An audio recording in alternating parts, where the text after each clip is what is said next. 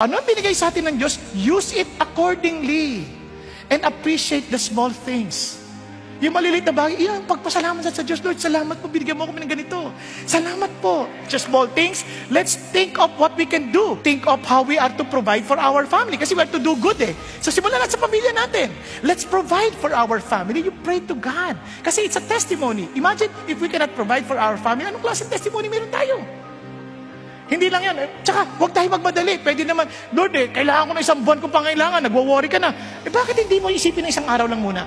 Kaya give us this day our daily bread. Isang araw lang muna. Kasi iniisip mo na agad isang buwan Magwo-worry ka talaga. Isipin mo yung araw na to. Makakasurvive ka naman sa araw na to. And just do what you can do for today.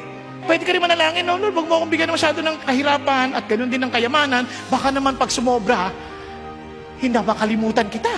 Pag kulang naman, sumpain kita. Yan sapat-sapat lang, Lord. Nakuha niyo po? And si Lord naman, minsan kahit hindi mo pa sabihin, talagang bibigay siya sapat-sapat lang. Para hindi ka mahirapan. Kasi mahal tayo ng Diyos. That's our great gain.